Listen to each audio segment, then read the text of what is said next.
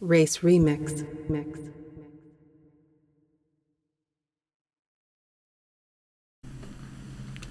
Hello and welcome to our podcast. This will be part 1. I am Katie. And I am Megan. And today we will be talking about Unit 731, and we will be investigating how magical realism and fictional realism weave together history, myth, and the future.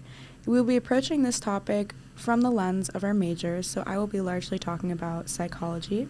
I'll be talking about art and art history and our groupmate Alan. And how this impacted him as he is from China and learned about this growing up as a kid, as Megan and I did not.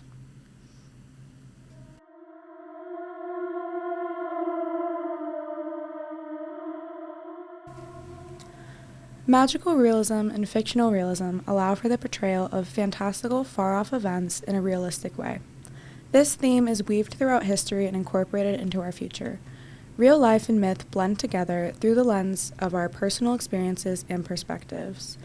For this podcast specifically, we each wanted to approach this topic from our own perspectives and what we've learned throughout our time in school and in college.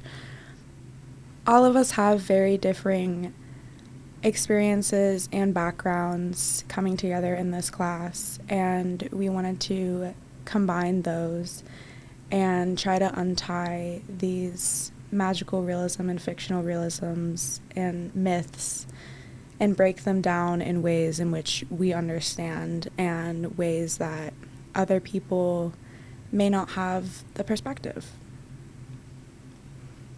We came up with this topic after talking with Alan, our other group member, about his hometown, and he's from China, and he studied Unit 731 growing up in school.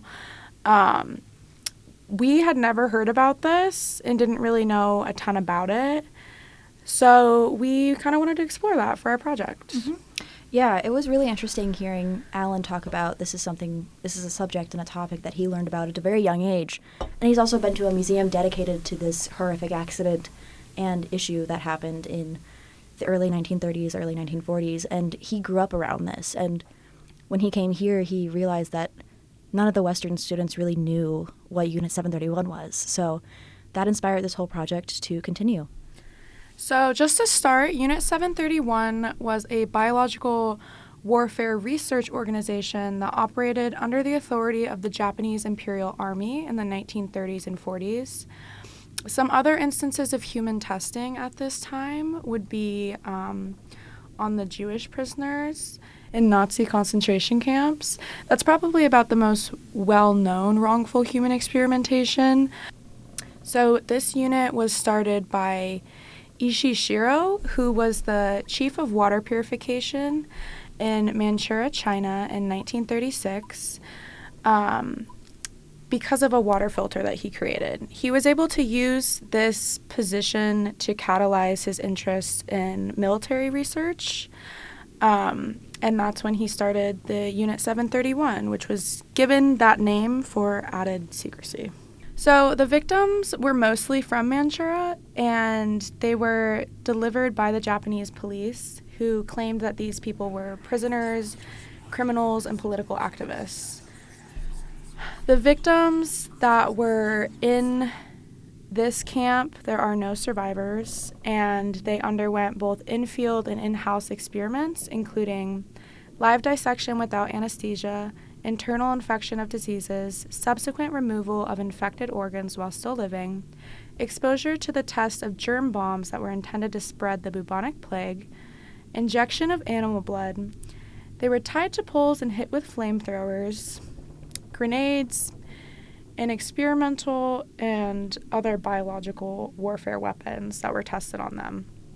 And then these subjects, unwilling subjects, were also injected with the plague, cholera, glanders, anthrax, smallpox, dysentery, tuberculosis, typhoid, tetanus, frostbite, and gangrene in order to just test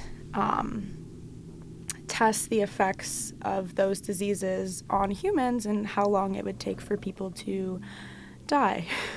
Okay, so given what we know about some of the history about Unit 731, this was kind of considered mythical or far off to a lot of people because no hard evidence was released about it until the early 2000s. And there are tons of documents, photos, and videos from this time period, but again, they were not released until pretty recently, within the last 20 years or so. So moving into a little bit of history and art based off of Unit 731, the Museum of Evidence and War Crimes by the Japanese Army, Unit 731, created a museum in dedication to what happened there. And there are lots of photos taken from the museum, lots of artifacts and lots of history that is involved in the museum, teaching students and people about the atrocities that happened here at 731. For this section of the podcast, we're going to be talking about how these images affect viewers, why these images are important to the history of Unit 731, and what could potentially make these photos controversial to Western viewers, specifically Western viewers like Katie and I learning about the subject for the first time. Moving into one of the photos, this is a photo of children on the left-hand side of the frame viewing a lady talking about gas masks in a preserved case. All of the children are wearing gray outfits, they're holding hands in a line, and they're listening to the director in a mask. The director of the tour is wearing a mask and a suit and is pointing to a case of gas masks used in Unit 731. And in the background, there's a woman with a ponytail taking photos of the case of gas masks. Many of you are probably asking yourselves, how does this connect to art history or viewing history in general? This photo provides multiple views of children viewing history. Cell phones taking photos of history, therefore making the image modern, and the main connection to this image that has to do with history is the fact that all of the items in the cases are historic and they're being preserved. The story is being told and preserved so that people can learn from it, tying in the phrase, "Those that fail to learn from history are doomed to repeat it." This was said by Winston Churchill. Another question you might be asking about this photo is, how does the viewer or photographer come into contact with the image? The person who took this photo chose to photograph the people viewing the artifacts instead of just the artifacts themselves. They took a photo of people doing the viewing. So as someone looking at this photo, it makes that person a viewer as well. A viewer of the director showing off the tour, a viewer of the children's reactions, even with masks on, and a view of the woman taking a photo of gas masks. This also ties into viewing tragedy. The photo of the woman taking a photo is the most important part of tying in viewing a tragedy with the fascination of Unit 731. Another layer of viewing tragedy is children being there and learning about it. As my groupmate Katie mentioned earlier, we didn't learn about Unit 731 as kids at all, while Alan, coming from China, learned about this at a very young age. This shows a distinct difference in our learning and upbringings and viewing tragedy. Going into another photo, there's a photo of a man wearing a white short-sleeve button-up and gray slacks. He's pointing at a glass case, and it looks like he's describing things, with people around him wondering what he's talking about and looking at what he's pointing at. So, the questions that we can ask for this photo is, who is doing the viewing in the museums, and why this image is important. This photo represents storytelling through generations, and fantasy as resistance. The man wearing the gray slacks and the light blue button-up short sleeve is pointing at different objects in the case. This man is Hiro Shimatsu. He was a former member of Unit 731 as a part of the Germ Warfare Unit, and his task was to work with rats and see how different diseases affected the rats. There's a photo of him touring the museum and China for the first time since he left the country after Unit 731. He's walking through the museum explaining his experiences from the unit and what happened. This photo combines storytelling through generations because Hiro is finally speaking up about his story and informing younger generations about what happened in Unit 731. In his first interview with an American reporter, he said he was just 14 years old when he joined Unit 731. And he said this about his experience. "I thought it was research meant to keep people from getting sick, but it was the exact opposite." This applies to the theme of this podcast, Fantasy as Resistance. He was under the impression that he was doing good for the people, but in fact, he was a part of the reason that people were being killed in the middle of World War II. His story also applies to myth and memories. He didn't share his story till many, many years after Unit 731 happened. This story coming out shares the memories of him on top of squashing rampant myths about him serving in Unit 731. This is a black and white photo of 3 to 4 children sitting on what looks like a table. being tested on, and these men are in full hazmat suits, leaning down and pressing different things into children. This is a photo of diseased children being tested on by the Japanese. The gear worn by the troops is called plague prevention. The troops went as far as creating germ warfare units from the 1930s until 1945. Tying this photo of the children being tested on back into art and art history, think about why this photo was important to take and now preserve. Why are people so shell-shocked seeing this photo? And what does this photo say about preserving photography as a form of art and history? Well, in my opinion, this photo was important to take at this moment because they took it for research purposes at that time. Now this photo is important to preserve because it's proof of the human testing that happened in Unit 731. This photograph is preserved as physical proof that people were tortured in multiple forms, no matter what age, gender, skin color, or health. This photo shocks people to see because it is physical proof that these human testings were real, it wasn't fake. This photo shocks younger generations, specifically younger generation Western kids, because we didn't know about this. It was unknown knowledge, and we weren't taught the history of Unit 731 in class as a staple in history. Tying these photos back into history, myths, and the future, in my section, we can see myth and memory through photographs about what was true versus what was hearsay. We can see storytelling across generations as important to art history because we learn from our past while working on our future. And my section of the podcast is also tied to fantasies as a resistance because the Chinese government kept trying to cover up Unit 731 with water chemical testing lies. Finally, I briefly mentioned desensitization through the museum, holding a space to view torture in a safe educational way. This can be twisted to the point where it fascinates viewers and teaches them subconsciously about desensitization through people and through viewing. This takes me into the next section where Katie will be talking about desensitizing people through the lens of psychology. So the topic of psychology is very widespread and has come a long way. However, there is an underlying tone of desensitization, even in just studying this topic and talking about it in general, because these were real events that impacted real people and had heavy consequences. Yet, as a society, we sit here and we view these. We're able to go as far as even laugh and scoff about these tragedies that happened because the media is so large in the time that we live in right now. We can have an overwhelming amount of images that we see every day, and especially with social media algorithms themselves, they're designed to reinforce whatever beliefs we have and what we're interacting with. It allows for people to become very desensitized when viewing tragedy because we see pictures of dead children in war and other events going on, like children being tested on and all of these things, and it's become so normalized because we see a tsunami of these photos every single day. So before I get started on my topic and fully delve into everything, some questions that I would like you to consider while I'm speaking are: why do you think that it was so easy for people to blindly prescribe and design experiments knowing so little about the results, and why?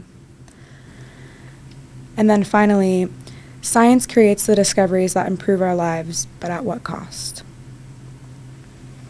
Wilhelm Wundt, the father of experimental psychology, created the first psychology lab in 1879 in Germany. The United States followed about 4 years behind in opening their first psychology lab at Johns Hopkins by Wundt's student Stanley Hall. The Institutional Review Board, which governs psychological experiments on human subjects, was not created until 1974 in the United States as part of the National Research Act. So essentially there was about 100 years of unregulated experimentation on human subjects in the psychology field. To go back to another founding father of psychology, I'm sure we've all heard of him, Sigmund Freud. He essentially founded what we think of when you think of psychotherapy, which is like talk therapy. Freud came up with the concept of psychotherapy when he met another psychologist who used hypnosis, actually. And throughout his career, Freud loved paradoxical ideas. So his psychoanalytic theory is the process of uncovering what he called the unconscious that would reveal all of our mental problems. And Freud believed this was made up of three parts: the ego, the id, and the superego. The id is the infant psyche that remains unchanged throughout one's life. This contains the pure pleasure principle and the primary processes. You can kind of think of this as like the devil on your shoulder. And then the superego is essentially the moral compass of the psyche. The ego serves to balance the superego and the id, which would result in a quote-unquote, this is from Freud, a well-socialized and reality-oriented adult capable of mature heterosexual relationships as well as capable of altruistic love and moral discernment. Again, going back to the psychoanalytic theory, the id, kind of the devil on your shoulder, the superego you can think of as the angel, and the ego, the thing that's mediating these two. Alrighty, so if this is starting to sound slightly rational to you, let me reel you back and talk a little bit about how Freud based this theory and his justification for this theory. His justification for specifically the basis of the superego, which is, again, kind of like this angel on your shoulder, it was called the castration complex, which described this process happens during childhood to both boys and girls differently. And for boys, this was a fear of being castrated. And for girls, it was a fear of being castrated as a punishment for ashamed, forbidden sexual desires. The castration complex results in the Oedipus complex. The Oedipus complex is when a child becomes jealous of the father and possessive of the mother as a sexual object. And this, ladies and gentlemen, is the empirical reasoning that Freud gave for his theories. I mean that sarcastically. The theories get more outrageous and complex the more you know, and I'll leave it up to your imagination to depict what that first psychotherapy session looked like with Freud. Freud is really important in the context of magical realisms and fictional realisms as the father of psychoanalysis and of psychology, because this is now a respected field, but it was largely founded on myths and fictional propaganda. This can be seen throughout my section in the podcast where I talk about the myths within psychoanalytic theory, what that even means, as well as the fictional propaganda of different experiments such as lobotomies and the founding fathers of psychology, as well as experiments that have been done and what we know today about this field. Myth and memory applies to this topic as well, especially when talking about lobotomies, because one, if lobotomies were actually a cure-all that they were marketed as in their propaganda, then they would still be around today. And by doing these surgeries, they actually altered the real memories of people that underwent these surgeries and altered their sense of reality. By destroying the connections in your frontal cortex, your sense of self and your personality is destroyed, because the front part of our brains is where we store our sense of self, our personality, and also has connections to all of our memories.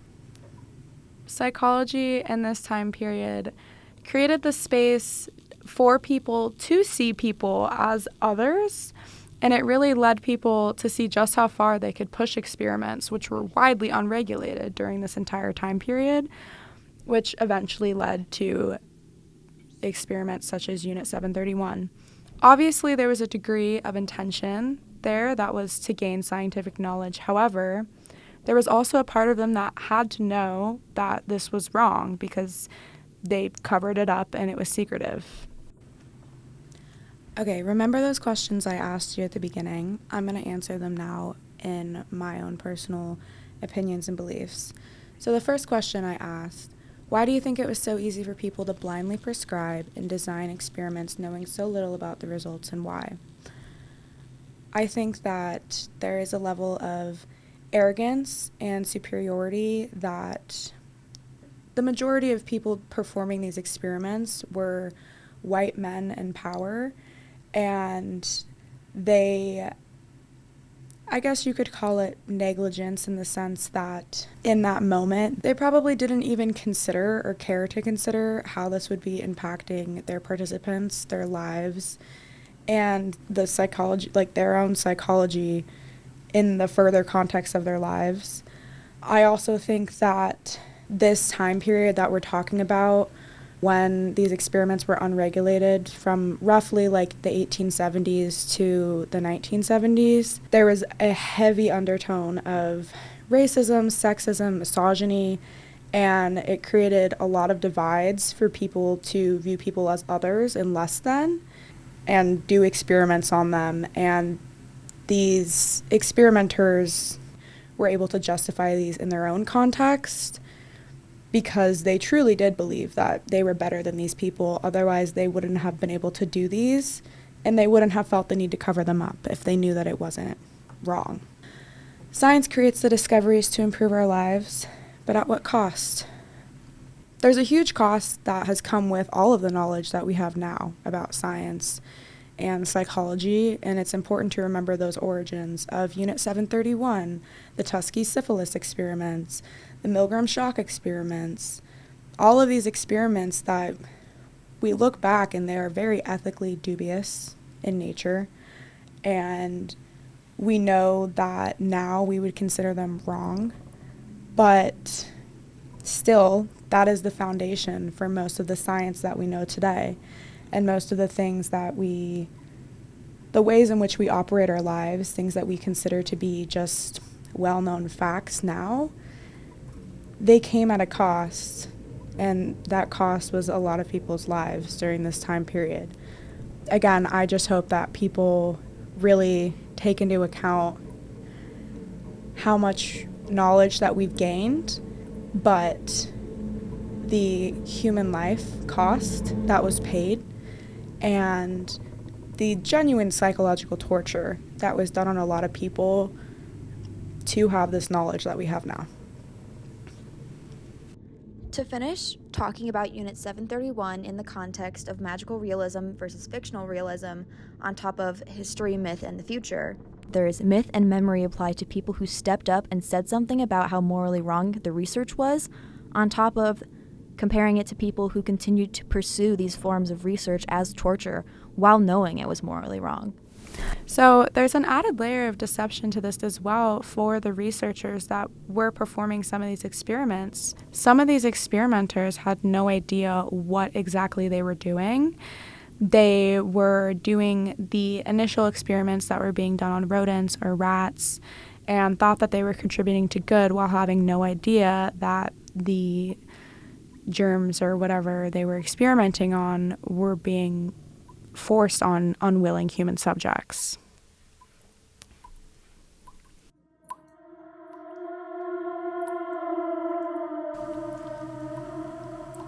All right, well, thank you for listening to our podcast about Unit 731. I'm Megan.